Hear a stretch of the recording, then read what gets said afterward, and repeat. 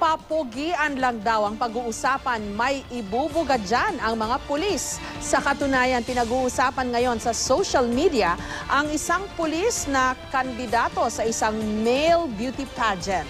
May report si Lay Alvis. Ngayon pa lang, may fanpage na nga binansagang Pinoy Hot Cup na ito. Sa kanyang height na 5'11" at angking kakisigan, tiyak na mapapalingon ka kapag nakita mo siyang rumuronda sa airport.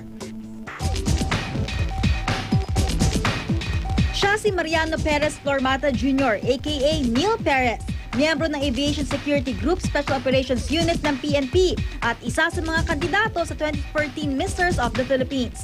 Father ko dating police officer din, retired police officer, kaya parang ako naman yung sumunod. Bilang bahagi ng Aviation Security Group ng PNP, isa si PO2 Flormata sa mga rumeresponde sa mga bomb at terror threats sa airport. At para mapanatili ang magandang kondisyon ng kanyang katawan, araw-araw daw siyang nag-workout.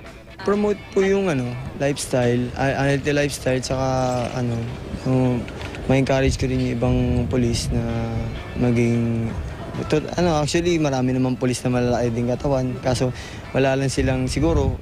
Eto, pagkatapos nito maano rin sila na sumali sa pageant kasi okay din pala, pwede din pala kami dyan. Buo naman ang suporta ng mga kasamahan niyang pulis kay PO2 Flormata.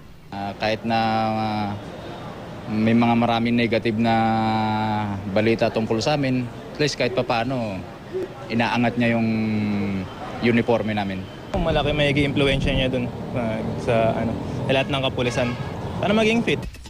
Pero hindi nag-iisa si PO2 Flormata sa mga pulis na nagabago ng imahe ng PNP. Si Police Inspector Jerome Villegas, hepe ng PNP Season Surigao del Norte, nakikilala na rin sa kanyang hobby na longboarding. 2009 pa raw nang magsimulang mag-longboarding si Inspector Villegas. At busy man ang kanyang schedule sa trabaho, sinisika pa rin daw niyang bigyan ng oras ang kanyang hobby. Nag-start ako, bata pa rin ako, naglalaro na ako. I make sure na priority ko pala ang trabaho ko because my work is to serve and protect. Naniniwala ang pamunuan ng PNP na nakatutulong ang ganitong mga pagkakataon para mapaganda ang imahe ng mga pulis. Kasi ang nakikita lang ng mga ibang tao yung pinoproject ng iba na yung hindi unhealthy na pulis o yung medyo matataba, sabi nga.